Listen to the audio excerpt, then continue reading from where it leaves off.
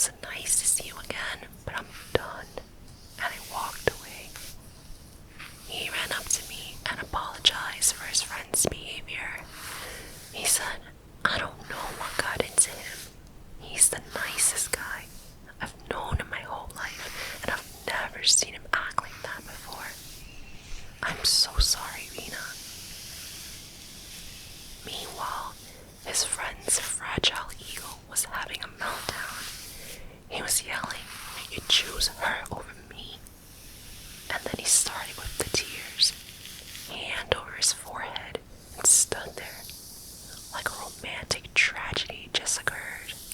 A scorned lover. But in that moment, I honestly kind of felt bad. Because of his tears, manipulative or not, I started to question whether I was the actual aggressor. So I said, you know what? I overreacted. I'm gonna apologize to him. Hey, no hard feelings. I'm sorry I upset you. I shouldn't have said that. Richard put his arms around us and said, hey, we are all good people here. Listen, I bake stupid cookies for a living. You sell the cookies, and you sell memberships to burn off the cookies. And we all laughed, and that was handled. I remember walking home that night, proud that I stood up for myself. Maybe not as eloquently and classy as I could have. Maybe I was the aggressor. But let's get this straight. There is nothing wrong with working at a supermarket. Imagine if that incident took place today. You would be the biggest fool to mock people who provide you the service to sustain your selfish life. Not to mention that a supermarket is a place of business. Not everyone is just stacking oranges to make them look pretty. Okay, now I'm getting triggered. You know what? Let's just say I wasn't just stacking the oranges pretty.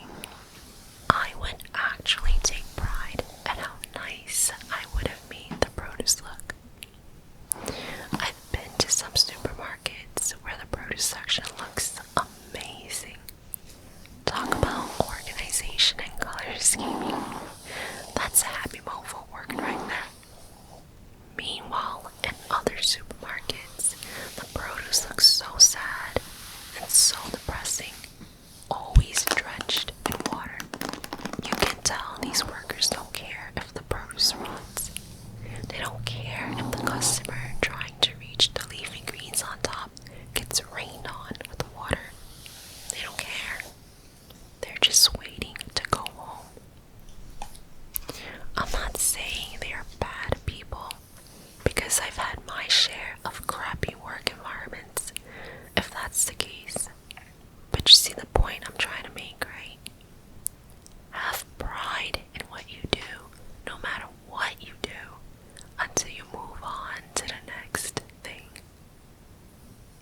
I really dislike when someone tries to put another human being down based on their job, their ethnicity, their education, the way they look, all of that. Point number 2. Your job doesn't quantify who you are.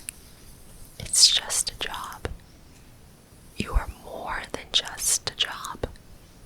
Your goals and aspirations are not limited to your current job. Your job does not reflect your character, your integrity, nor the plethora of skills you do have. It's just a job. Jobs are ever changing. Change is constant. So screw anyone that looks down on someone solely based on where they work. I suppose one can argue that a job can be seen as a form of social status. Well, F that too. I'm sick